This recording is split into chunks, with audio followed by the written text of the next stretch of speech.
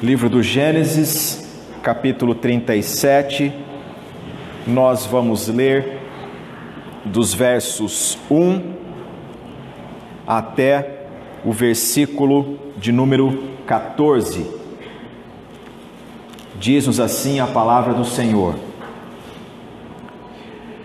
Habitou Jacó na terra das peregrinações de seu pai, na terra de Canaã. Esta é a história de Jacó. Tendo José 17 anos, apacentava os rebanhos com seus irmãos, sendo ainda jovem. Acompanhava os filhos de Bila e os filhos de Zilpa, mulheres de seu pai, e trazia más notícias deles a seu pai. Ora, Israel amava mais a José que a todos os seus filhos, porque era filho da sua velhice, e fez-lhe uma túnica talar de mangas compridas. Vendo, pois, seus irmãos que o pai o amava mais que a todos os outros filhos, odiaram-no e já não lhe podiam falar pacificamente. Teve José um sonho e o relatou a seus irmãos. Por isso o odiaram ainda mais, pois lhes disse: rogo-vos, ouvi este sonho que tive. Atávamos feixes no campo, e eis que o meu feixe se levantou e ficou em pé, e os vossos feixes o rodeavam e se inclinavam perante o meu. Então lhe disseram seus irmãos: reinarás com efeito sobre nós, e sobre nós dominarás realmente? E com isso, tanto mais o odiavam, por causa dos seus sonhos e de suas palavras. Teve ainda outro sonho, e o referiu a seus irmãos, dizendo: sonhei também que o sol, a lua e 11 estrelas se inclinavam perante mim. Contando-o a seu pai e a seus irmãos, repreendeu-o o pai, e lhe disse: que sonho é esse que tiveste? Acaso viremos eu e tua mãe e teus irmãos a inclinar-nos perante ti em terra? Seus irmãos lhe tinham ciúmes. O pai, no entanto, considerava o caso consigo mesmo. E como foram os irmãos apacentar o rebanho do pai em Siquém, perguntou Israel a José: não apacentam teus irmãos o rebanho em Siquém? Vem, enviar-te-ei a eles. Respondeu-lhe José: eis-me aqui.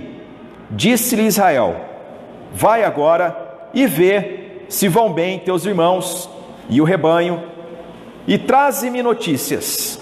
Assim o enviou do vale de Hebrom, e ele foi a Siquém.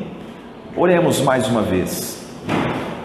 Senhor, nós pedimos de ti espírito de iluminação. É a tua palavra, não é um livro qualquer, foi escrita porque o Senhor soprou aos ouvidos do teu santo servo Moisés, e hoje nós estamos diante da tua palavra. Pedimos, ó Deus Espírito Santo, que o Senhor fale ao nosso coração, trate da nossa vida, pois nós precisamos do fluir da tua unção neste lugar. Em nome de Jesus oramos. Amém. Amém. Essa semana, ela se tornou especial de várias formas na mídia. E uma das coisas que chamou a atenção foi a decisão do príncipe Harry com a sua esposa em ausentar-se do palácio de Buckingham, ali em Londres. Eles pediram para ter uma vida autônoma, para não mais viverem debaixo da égide da coroa da rainha da Inglaterra. Isso espantou a todos. Por que uma vida que é sonho de muitas pessoas, para outros torna-se motivo de sair o quanto antes? E O que inspira uma pessoa a tomar uma decisão tão importante como essa? E o mundo se volta e faz essas perguntas, mas se esquece de uma coisa que é muito natural. Há um princípio que Deus instituiu, e esse princípio é que o homem, ao casar-se, ele deixa pai e mãe e vai constituir a sua família. O segundo motivo social é que tudo ali naquela região transpira, emite mensagens para todo lado da imagem da rainha da Inglaterra. Você tem broches, você tem adesivos, você tem abridor de garrafas, você tem, enfim, você tem de tudo, e tudo com o rosto dela, tudo é o nome dela, tudo, e a vida dos outros vai se desvanecendo diante de essa realidade que todos orbitam ao entorno de uma figura apenas. Esse é o reflexo de algo que acontece em diversas famílias, e nós vamos utilizar um pouco dos saberes da ciência, da psicologia e da psicanálise, porque não há nenhum problema nisso. Os reformadores diziam: quando você estuda e você alcança verdades científicas, não tem nada contra Deus nisso, porque toda verdade é verdade de Deus. Se você estuda botânica e você entende como é que uma planta ela pode se acasalar com outra, não tem nenhum escândalo nisso. Deus criou as plantas e pode acontecer isso. Então os reformadores incentivavam: estudem, porque jamais o que você encontrará lá é contra a glória de Deus, vai revelar cada vez mais a grandeza de Deus. E a ciência que estuda o comportamento humano, a disposição e a dinâmica dos relacionamentos, tem se debruçado sobre um fator, um fenômeno que tem chamado a atenção de muitas pessoas ultimamente, que é a questão do que faz a família funcionar. Primeiramente, nós devemos entender que toda família tem um sistema que a faz funcionar. Toda família. E isso não é rigor. Cada família adquire a sua forma de funcionamento. E a família, ela adquire um nome de família funcional. Por quê? Cada pessoa dentro do sistema exerce uma função que é saudável para si e para o outro. Por isso tem esse nome, família funcional. Os membros desempenham uma função positiva, contribuindo para a sua saúde, bem como para a saúde dos demais membros. A família funcional. Mas você já deve ter ouvido falar da família disfuncional. E isso se fala muito. O que é a família disfuncional? A família disfuncional, ela é caracterizada porque os indivíduos, eles desempenham papéis que não contribuem para a saúde uns dos outros. A família disfuncional, ela possui um sistema também. Ela funciona, viu? Não quer dizer que ela não funciona, ela também funciona. Mas a família disfuncional, ela funciona num sistema doentio, faz mal para o membro da família. E o que há na família disfuncional tem chamado muita atenção é que normalmente a família disfuncional, ela começa com a doença de uma pessoa, doença psíquica, doença de relacionamento, doença de não querer se tratar para se beneficiar da virtude que há na família e de ser uma bênção para os outros também. Você já encontrou pessoas que não querem se tratar da sua forma de se relacionar com outrem? Elas podem gerar famílias disfuncionais. Você já encontrou pessoas que dizem o que seria bom para a família, mas não cedem para perdoar alguém? Lutam com a amargura e ficam ali, sentam na própria ideia e não saem. Pode gerar família disfuncional, ou pode já ser fruto de uma família disfuncional. Qual é a origem das famílias disfuncionais? A origem das famílias disfuncionais normalmente está ligada a fatores, a circunstâncias ao longo da vida. Um dia, uma família disfuncional pode ter sido uma família funcional.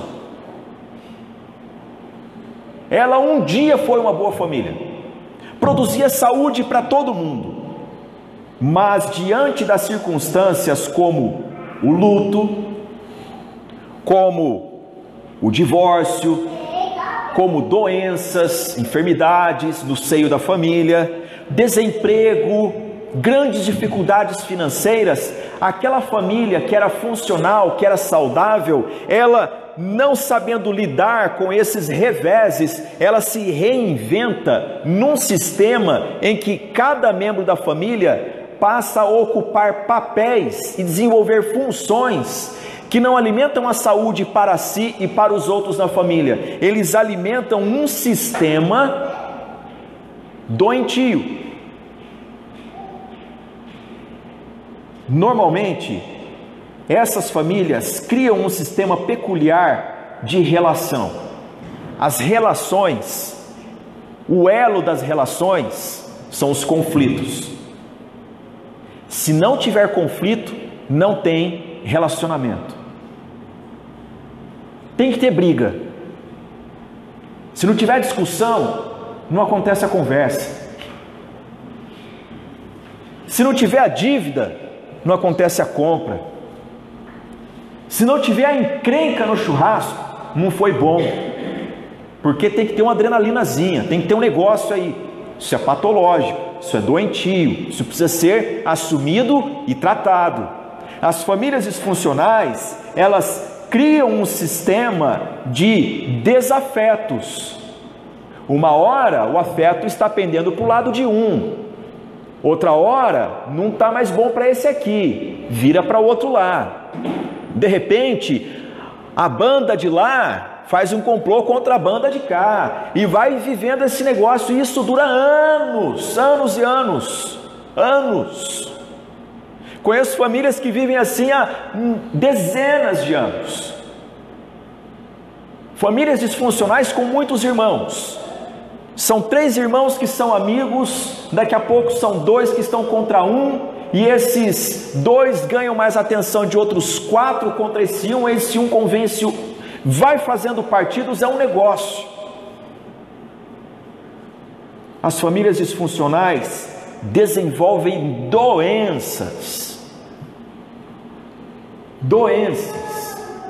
por causa do sistema que elas adotam entre os seus próprios membros. Então, o sistema dessa família, ele passa a funcionar normalmente ao entorno dos caprichos de alguém,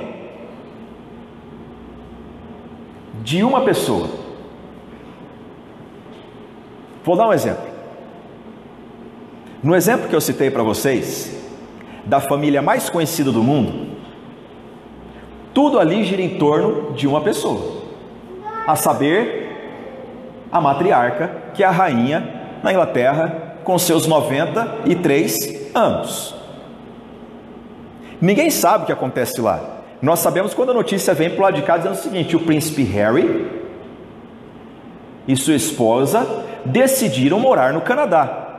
Mas não chegou para nós a notícia se quebrou alguma porcelana cara na conversa, se houve alguma voz que se exaltou, se a nova integrante da família, uma hora ela surtou, saiu chorando, se enrolou na cortina, fez alguma loucura, ninguém sabe. Mas chega para nós uma notícia assim bem polida: houve um consentimento dessa senhora de 93 anos que esse casal vá. Mas por que essa pessoa sai desse sistema? Porque uma hora ela olha e fala: isso não é saudável. E a fala, conversando com a minha esposa, ela me disse isso na leitura dela, que a fala que o príncipe Harry usou na mídia foi: eu não quero morrer como a minha mãe. Então estou saindo desse sistema. Só que esta é a solução. Vamos analisar com mais critério, um pouquinho mais nessa introdução aqui, as dinâmicas de uma família disfuncional. Primeiro, as famílias disfuncionais, elas são confortáveis. Elas são confortáveis. Se assim não fosse, elas não existiriam. Elas trazem conforto, mesmo que não seja um conforto contínuo. Alguém vai ter um conforto contínuo lá dentro, mas normalmente é hora para um, hora para outro. É assim, vai alternando. Outra coisa é que as famílias disfuncionais não geram indivíduos autônomos. É mais ou menos assim. A fala das famílias disfuncionais é mais ou menos essa: é melhor todos passarem necessidades aqui do que cada um ficar num canto que a gente não alcança. Eu conheci algo parecido. Eu fui pregar no Rio de Janeiro certa vez, e a casa que me hospedou era uma casa curiosa, que as pessoas elas iam casando, iam ficando todas ali, não havia terreno, gente, e estava dando problema. E aí eu disse para o anfitrião, eu disse assim: quais são os planos do Senhor para resolver isso? Ele falou: eu não tenho plano nenhum, porque tudo isso aqui é vontade minha. Eu não quero ninguém longe de mim, eu quero todo mundo aqui. Eu falei: mas seu filho tem sonho de fazer arquitetura, de estudar em São Paulo, ele que engula o sonho dele. Mas a sua filha tem OAB, quer advogar em outra cidade.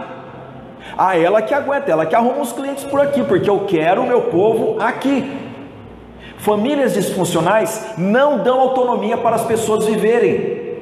Irmãos, Deus dá filhos para o louvor da sua glória, para que você os eduque e que eles saibam discernir bem e mal nesse mundo, e eles vivam, note bem, não estou falando no mundanismo, mas vivam no mundo.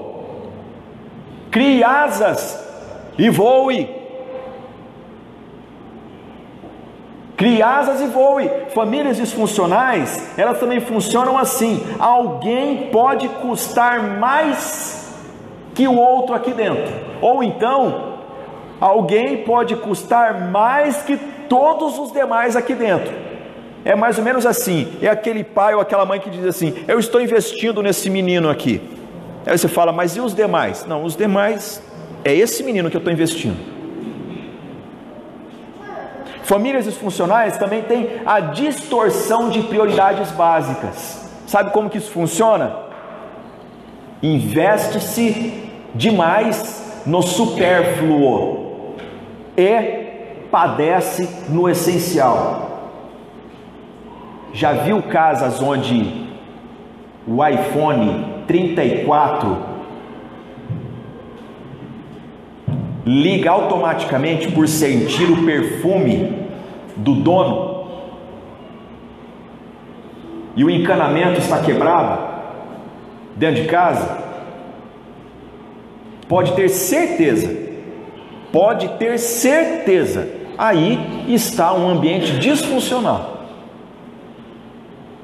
Porque desde cedo, papai e mamãe ensina filhos quanto custa as coisas. Filho quebrou um copo com raiva, ensina ele quanto custa. Tacou pedra na vidraça, leva ele a repor. Vai vender coxinha, filho, vai aprender como é que funciona a vida, para não fazer mais assim. Não criamos gente birrenta. Famílias disfuncionais vão criando uma série de prioridades que vão dissolvendo o caráter das pessoas, vai dissolvendo. Meus irmãos, o que normalmente fazem no sistema das famílias disfuncionais é que há uma pessoa lá que mantém esse sistema funcionando. E aí a psicologia ela apresentou algumas nomenclaturas que eu gostei delas, eu quero apresentar para vocês. Primeiro que os pais dessas famílias disfuncionais, eles criam o filho dourado. O filho dourado. Como é o filho dourado? Ele é eleito ou pelo pai ou pela mãe. Papai e mamãe faz uma leitura da criança, vendo as características dela, há uma identidade com as suas doenças emocionais, e aí diz, vai ser esse. Esse aqui vai ser o filho dourado. O filho dourado, ele é participativo.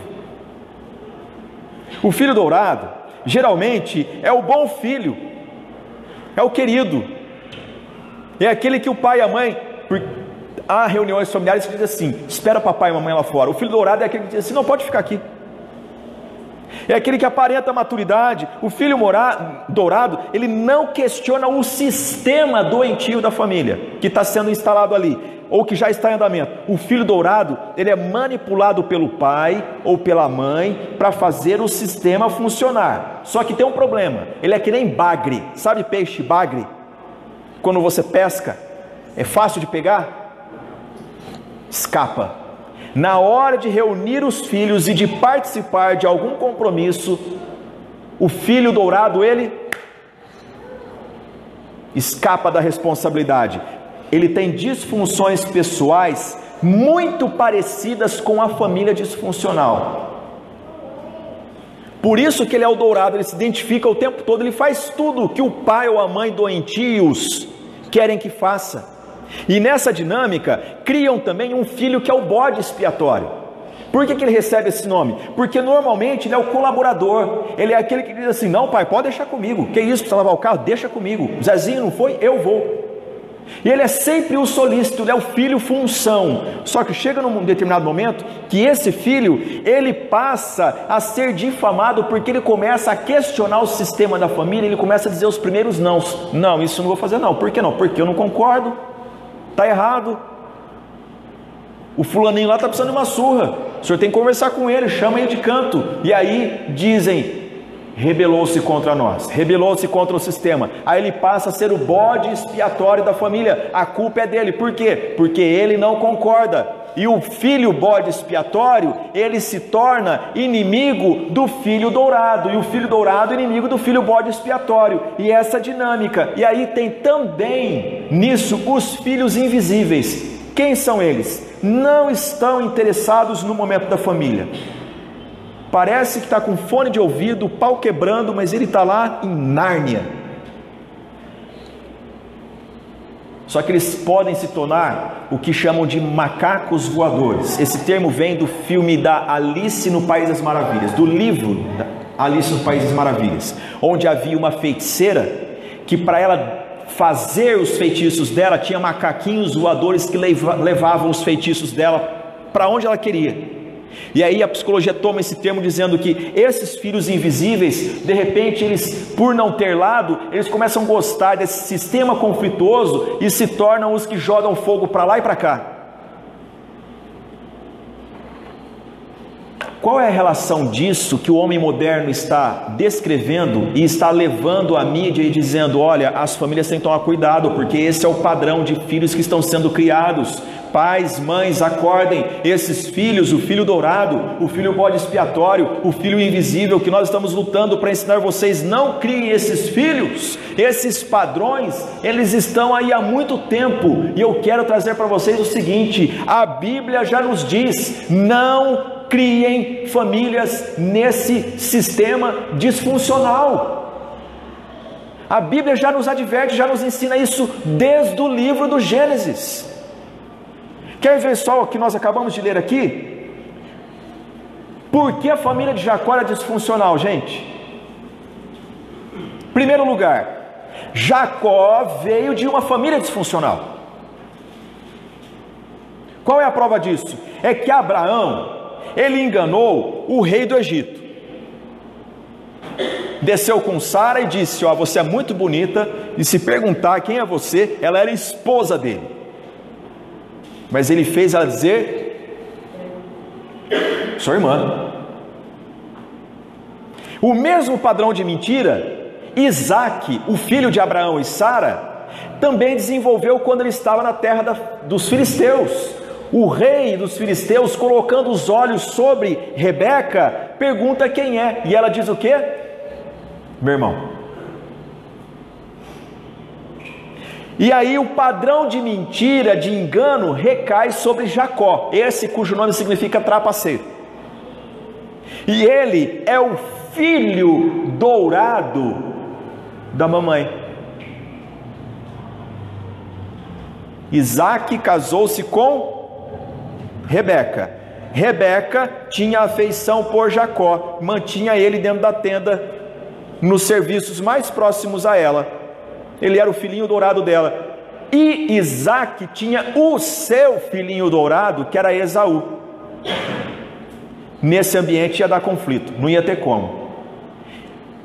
A Bíblia já nos adverte: esse padrão de família não dá certo. Pais e mães não podem preferir filhos.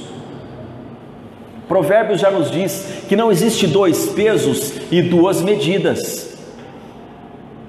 Filhos são herança do Senhor. Filho não é teu, não é extensão sua, não é extensão do teu corpo, não é extensão dos seus desejos e das suas vontades. Filho é herança do Senhor. Herança é quando um pai está prestes a deixar esta vida, ele deixa um testamento dizendo: olha, o terreno, a casa que eu adquiri, isso aí vai ser passado para você, mas lembre-se, está no meu nome e vai passar para o teu. O texto que nós lemos na palavra do Senhor nos diz de que filhos são herança do Senhor. Deus deixou filhos para você. Você não pode fazer dos filhos o que você quer. Você tem que fazer o que a Escritura ensina. Por que a família de Jacó era disfuncional? Porque Jacó formou uma família segundo a cultura dele, do Antigo Oriente Próximo.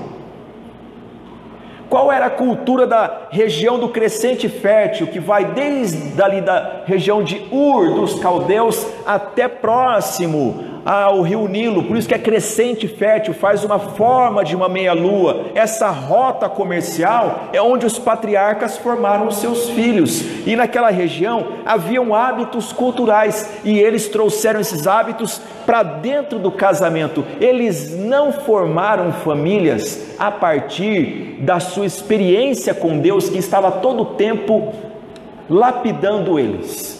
Eles foram formando de acordo com as circunstâncias. Lembra-se que eu disse para vocês de que famílias disfuncionais são oriundas de circunstâncias?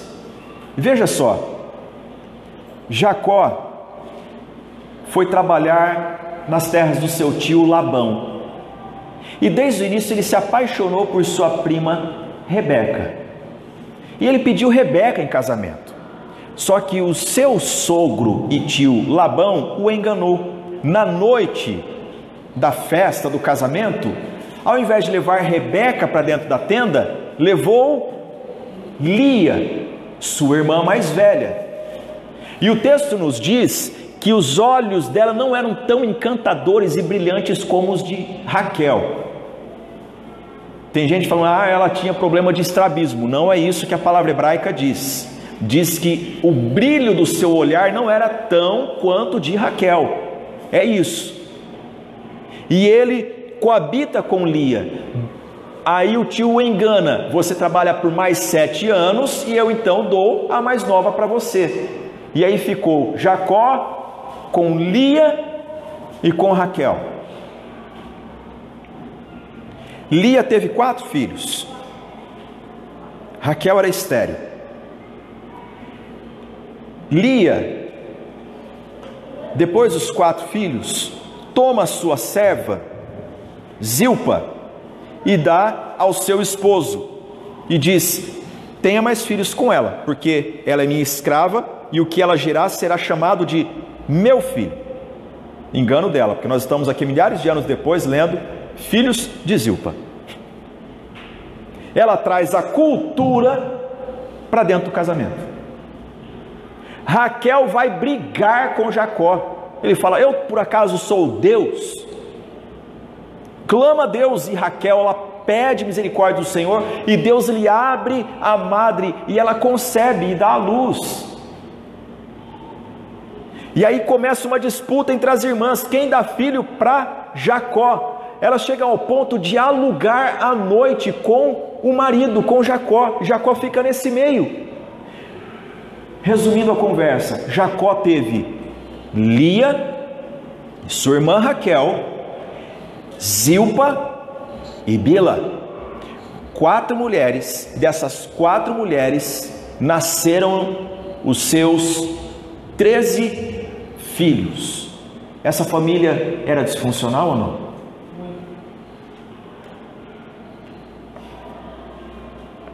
E a palavra do Senhor nos diz, que nós acabamos de ler em Gênesis capítulo 37. Acompanhe comigo a Escritura Sagrada. Habitou Jacó na terra das peregrinações de seu pai, na terra de Canaã. Esta é a história de Jacó. Tendo José 17 anos, apacentava os rebanhos com seus irmãos. Sendo ainda jovem, acompanhava os filhos de Bila e os filhos de Zilpa. Elas eram esposas ou eram escravas concubinas? Elas eram mulheres, mas tornaram-se mulheres por meio das suas senhoras. Os filhos eram Dan e Naphtali, filhos de Bila, e Gade e Azer, mulheres de seu pai, e trazia más notícias deles a seu pai. José tornou-se o menino pombo correio negativo. Ele ia para o campo e trazia más notícias. Só que olha só a observação que o autor nos faz no versículo de número 3. Ora, Israel amava mais a quem? A José, que a todos os seus filhos. Irmãos, quantos filhos Jacó teve? Faz sentido um pai amar mais a um filho do que todos os demais. E não é um amar assim de filho, vem aqui no cantinho, ó, eu te amo, tá? Mas não fala para ninguém. Não, era um amar dizer um eu te amo para provocar todos os demais. O texto nos fala que porque era filho da sua velhice, e fez-lhe uma túnica talar de mangas compridas. Famílias disfuncionais empregam mal os seus recursos. Filho dourado não precisa de manga comprida. Filho dourado precisa ser tratado. Aqui na cultura deles, todos os filhos pastoreavam os rebanhos de Jacó. E para pastorear os rebanhos, era necessário que usasse muitas vezes, uma túnica até o joelho, sem mangas, para ter mobilidade no meio do rebanho, para defender de feras, para fazer serviços braçais. Mas o pai dá uma túnica talar, ou seja, que vai até o calcanhar, e de mangas compridas. Ele está querendo dizer o que para esse menino? Você não precisa ralar na vida como os teus irmãos. Eu te dou tudo do bom e do melhor. Deixa seus irmãos para o campo. Você é meu filho dourado. Aí não sai gente boa, gente. Aí sai um menino que vai para o campo e vai falar: olha lá, o fulano falou isso, isso e isso. O Beltrano negociou errado a ovelha, o cabrito. Ó, está fazendo errado com seus negócios. E vem e traz para o escritório do pai essas más notícias. E isso vai instigando os irmãos. Jacó, meus irmãos, supriu José com o supérfluo. Deu uma túnica de manga talar. Eu pergunto para você: você trata seus filhos com o quê? Como? O cristão é alguém que aprende a usar os seus recursos. A Bíblia nos ensina a não gastarmos o dinheiro naquilo que não é pão, aquilo que não traz subsistência para a sua família. Irmãos, problema com filho não se resolve com presente. Problema com indisciplina de filho também não resolve com promessa. Olha, se você for bonzinho, passar de ano, eu te dou. Isso é responsabilidade dele. Ele tem que passar de ano. Você quer incentivar teu filho, incentive de outra forma, mas não traga as responsabilidades dele com a vida no plano do presentinho que ele vê na televisão. Jacó trata José com o supérfluo. Jacó criou um José de más notícias. Verso 37, a parte 2, o verso 37, capítulo 37, o versículo 3, a segunda parte nos diz que ele deu uma túnica, e o verso 4, vendo pois seus irmãos que o pai o amava mais que a todos os outros filhos, fizeram o quê? Odiaram-no, e já não lhe podiam falar pacificamente, não podia falar pacificamente com ele. Primeira coisa que acontece em família disfuncional e com problema é o silêncio, né, gente? Para não passar raiva, a pessoa se cala. Aí o não quisto, ele entra. Se for no corredor, há o silêncio. Mas se ele insiste em passar, numa família disfuncional, não existe nem um sai para lá, é logo um empurrão. Então vocês imaginam como é que José vivia. Era um agora, sofrendo a retaliação de todos. E o texto nos fala de ódio quantas vezes? Versículo 4 fala que eles, vendo que o pai amava mais a ele do que aos outros, passaram a odiar. Vendo seus irmãos que quem o amava mais? O pai. O pai. Ô papai, ô mamãe, você tem uma responsabilidade lá em casa. E ela foi dada por Deus. As relações dentro de casa, elas passam por sua responsabilidade e por sua virtude diante de demais membros da família. Se isso não é desenvolvido, as pessoas podem estar debaixo do mesmo teto, mas podem não ser mais família.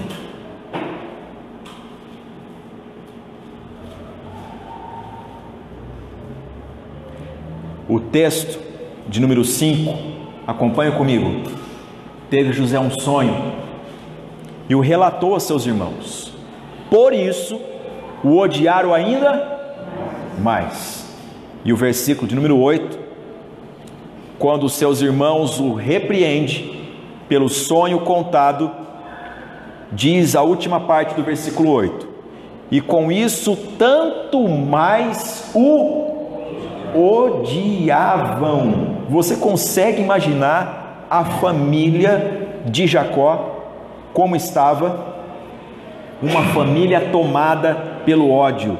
Jacó criou seu filho dourado, aquele queridinho que recebe a herança doentia do papai ou da mamãe e transita na família fazendo o sistema doentio funcionar. Esse filho nunca vai embora, ele fica na família doentia, porque ele se identifica com o sistema disfuncional. Ele, a doença e a família doentia ficam uma amálgama só, eles não vão embora, ficam ali. Quando nós lemos essa história, se você está lendo a Bíblia pela primeira vez, vê as promessas do Senhor, vê o plano de Deus, e você chega aqui e você fala: Deus tenha misericórdia dessa família, porque ela vai se destruir, Deus.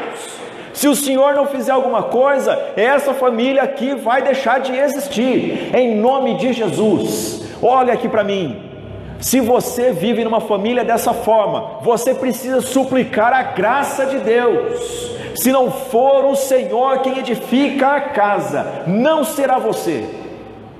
Você precisa da graça de Deus. Meus irmãos, a transição aqui, ela é delicadíssima, porque Deus escolheu um homem chamado Abrão. Sai da tua terra, sai da tua parentela, em ti serão benditas todas as nações da terra. Esse homem sai, ele viaja, ele anda pela fé, ele não sabia para onde ia, mas ele confiava no Senhor Deus. Deus fez aliança com ele, Deus deu visões a esse homem, Deus se revelou a ele corporalmente, fez promessas, esse homem se enriquece e é o pai da fé, Abraão. E o nome dele é associado com o homem que era amigo de Deus. Deus lhe fez uma promessa, deu um filho na sua velhice, quando o seu corpo estava morto, da sua esposa já não tinha condições biológicas mais. Ambos tiveram um filho chamado Isaque, que significa sorriso. Olha que coisa linda! Isaque, o filho da promessa, ele cresce, vem uma esposa para ele, preparada por Deus, Rebeca, e ela tem gêmeos. Só que agora chega aqui um momento que você olha para um desses filhos, a família que ele construiu é de o primogênito deitou-se com uma das suas esposas, incesto. Muitos de vocês arregalaram o olho assim, é isso mesmo. Quando as pessoas querem caminhar com Deus, mas elas insistem em arrastar a cultura com elas, elas vão trazendo todo o ranço. Por isso que Jesus disse: não dá para você aproveitar do bom vinho em odre velho. O bom vinho tem que ser posto em recipiente novo, porque senão se rompe. Não dá para você costurar remendo em vestimenta velha, porque a rotura será maior. Desfaça-se da roupa velha e assuma uma roupa nova. E aí, essa família, voltando-se de Padã Arã, Jacó se estabelece na cidade de Siquém, uma cidade cananita, em que os homens, um deles, fala ao coração de Diná, e ela sai com as mocinhas, e ele então abusa sexualmente dela. Jacó trata isso como casa a filha com quem abusou sexualmente dela. Aquilo gera um transtorno em família, e Simeão e Levi se levantam e dizem: que é isso, não vamos deixar barato não, e entram na cidade e dizimam a todos os homens daquela cidade. Tem um irmão que promoveu o incesto, tem dois que assassinaram uma multidão de homens, tem uma mocinha que foi violentada sexualmente, e tem um filho dourado nesse meio aqui, e os outros todos estão odiando eles. Você está no meio desse filme aqui comigo, você acha que vai acontecer o que no final dele? Com certeza alguém lendo isso aqui diria: que família desastrosa, não tem descendente para contar a história, não é verdade? Mas não, sabe por quê? Porque Deus é o Deus da aliança, e Ele intervém em famílias desgraçadas. Deus é a pessoa que sonha com a tua família.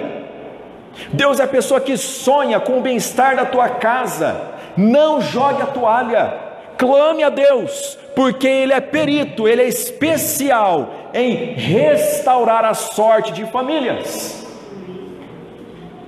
Alguém pode dizer: ah, mas eu não entendo como Deus vai fazer. Entrega na mão dele e esquece,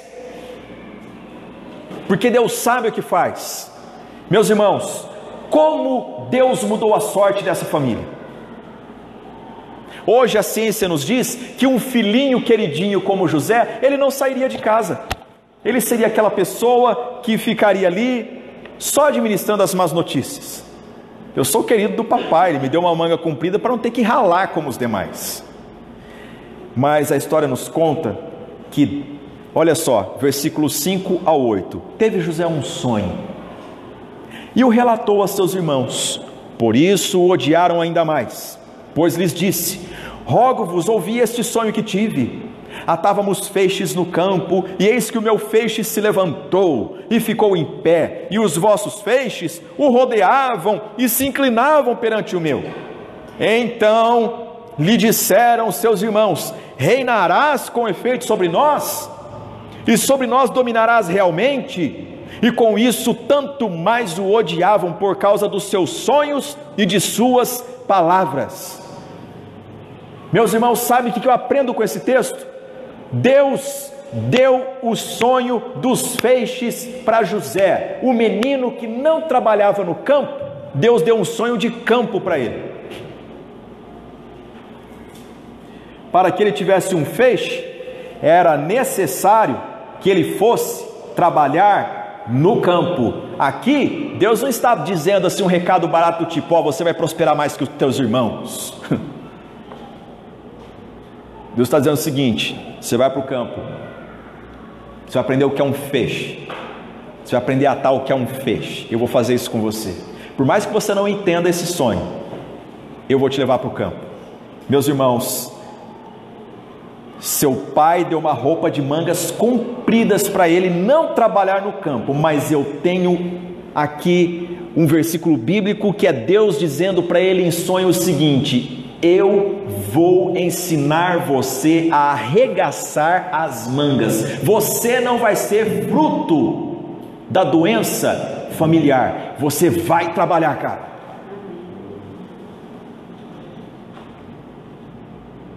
Deus pode dar um sonho para você. Deus pode dar um sonho para alguém na tua família e mudar a sorte da tua casa. Deus pode dar um sonho para alguém que não se desperta, que está mal acostumado, que está mimadinho, que está nas drogas, que vive drogado e mimado. Deus pode dar um sonho. Geralmente, quando eu visito alguma família que tem algum drogadicto lá, eu falo: Deus dá um sonho para ele.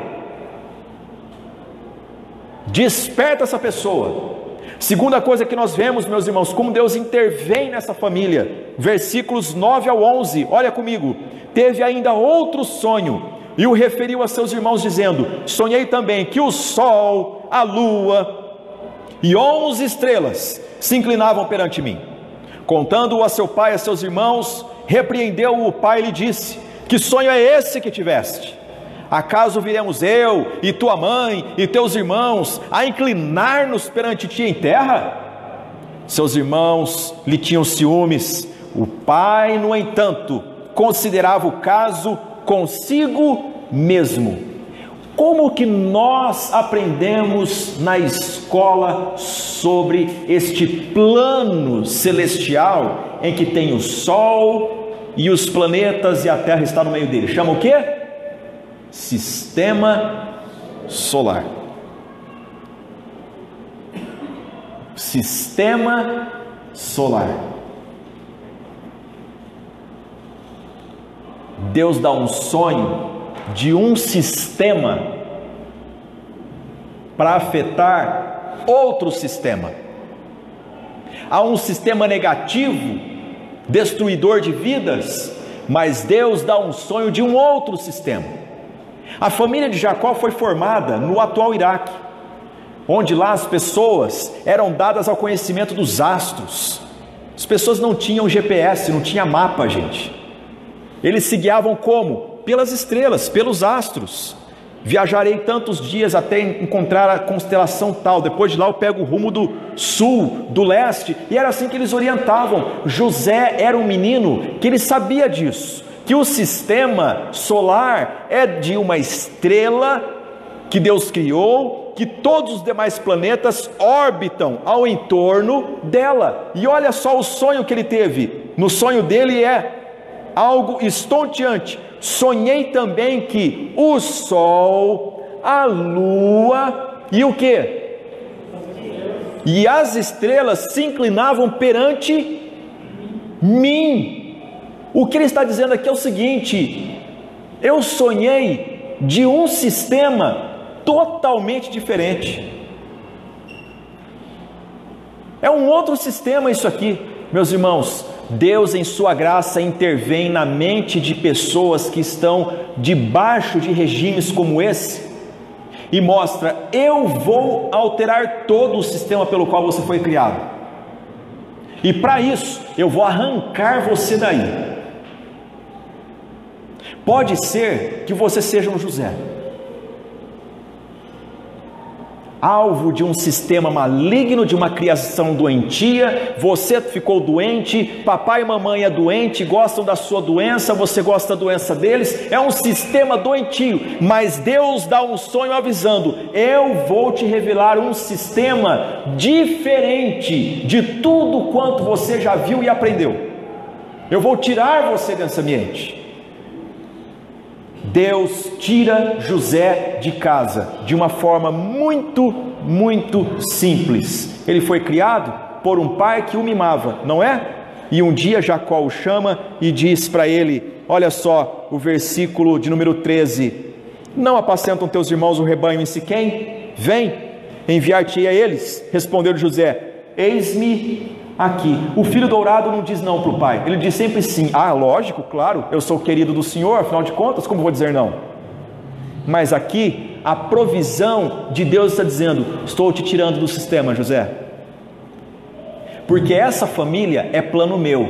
Eu fiz aliança com Abraão, com Isaac e com Jacó. Do jeito que essa família está, ela vai se destruir, mas eu vou utilizar você, José. Você que é odiado, eu vou tirar desse sistema e eu vou levar para fora, e eu vou usar da sua vida como um instrumento de salvação para a tua casa, mas eu preciso te tirar daí primeiro. Olha aqui para mim, em nome de Jesus. Muitas vezes a provisão de Deus, ela se apresenta carrancuda para nós. Nós não entendemos, nós achamos que é sofrimento e sofrimento, mas Deus pode estar te tirando de um sistema para revelar o seu poder salvífico em você e na sua casa. Louvado seja o nome do Senhor, porque Ele intervém na história da nossa família. Qual a esperança que nós temos? A esperança que nós temos é que Deus nos deixou a sua palavra, e hoje nós estamos, meus irmãos, há quase 4.000 anos dessa história. Nós já sabemos do final dela, e nós vamos meditando nessa história maravilhosa de José. Aqui nós chegamos até o ponto em que Deus tira José da sua casa. Imagine se ele fosse devolver os irmãos na mesma moeda. Imagine se José continuasse se monstrificando dentro dessa casa. O Egito teria perecido em fome, Canaã teria perecido em fome, todos os lugares teriam perecido em fome, mas Deus olha justamente para o queridinho que não sairia de casa e diz: vou te tirar de casa e vou revelar o meu poder salvador através da sua vida, que tem de tudo para ser o mais estragado de casa. Essa noite meu recado é com você. Talvez você diga: essa é minha história, pastor. Eu fui criado num sistema que eu olho para mim e eu digo: eu sou mais afetado pela doença dos meus pais, eu sou mais afetado pela violência dos meus irmãos, eu sou o culpado de tudo, eu sou o problema do mundo. Eu conheci um homem em Campinas que na última Copa do Mundo, o estágio de loucura dele chegou a tanto que ele telefonou para um amigo meu dizendo: a Copa não vai acontecer por minha culpa. Toda a loucura começou, sabe onde? Num ambiente familiar. Se você é uma pessoa que tornou-se o antro da culpa, do ódio, da indiferença, eu quero te dar uma boa notícia: Deus intervém na nossa história, e Deus pode te dar um sonho. Você começa a imaginar: o que quer dizer isso? E o Senhor vai te levando sonhos a mais sonhos, sonhos e mais sonhos, conselhos da palavra de Deus para nós essa noite. Primeiro deles, na carta de Tiago, capítulo 1, versículo 5, nos diz o seguinte: se porém algum de vós necessita de sabedoria, peça a Deus, que a todos dá liberalmente e nada lhes impropera, e ser-lhe-á concedida. Você precisa de sabedoria para educar seus filhos, para edificar a sua casa? Não vai na cultura, não vai no achômetro, não. Dobre seu joelho: Senhor, está escrito na tua palavra em Tiago 1,5. Se pedir sabedoria, o Senhor dá. Eu quero sabedoria para educar meus filhos, para que não seja filhinho dourado, bode expiatório e nem filho invisível que depois vai dar problema. Outro conselho é aquele que você já conhece. Provérbios 22:6. Ensina a criança no caminho em que deve andar, e ainda quando for velho, não se desviará dele. Crianças que conhecem o caminho não perdem o rumo. E em terceiro lugar, o conselho da Bíblia é o seguinte: Colossenses capítulo 3, dos versos 18 ao 21. Anotou aí, né? Colossenses 3, 18 ao 21. A Sagrada Escritura nos diz o seguinte: esposas, sede submissas ao próprio marido. Parênteses. Ser submissa não é ser subalterna. Ser submissa é estar com o marido na mesma missão. É isso que é ser submisso. Esposas, sede submissas ao próprio marido, como convém no Senhor. Maridos, amai vossa esposa e não a trateis com amargura.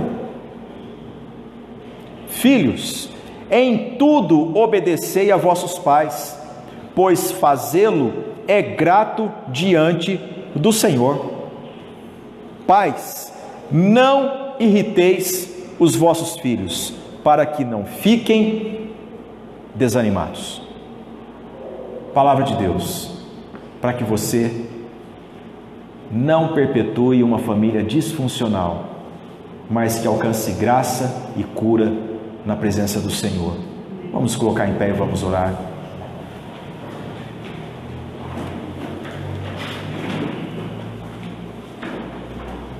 Convido você a curvar a sua fronte, fechar os seus olhos. E assim, você medite o seguinte: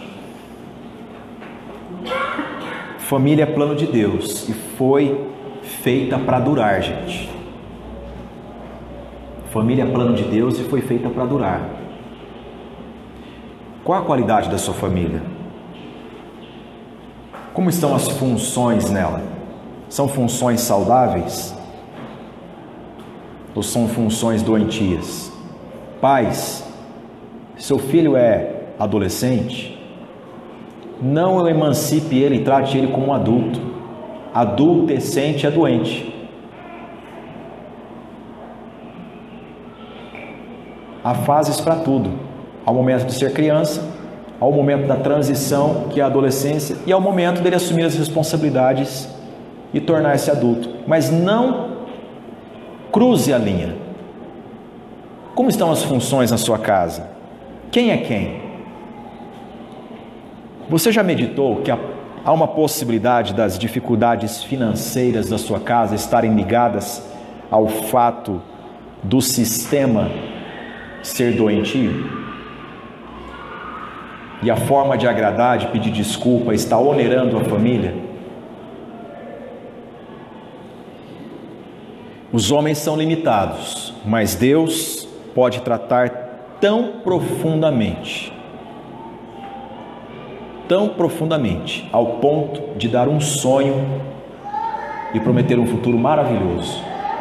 Essa noite eu convido você a entregar a sua vida e a sua casa nas mãos de Deus.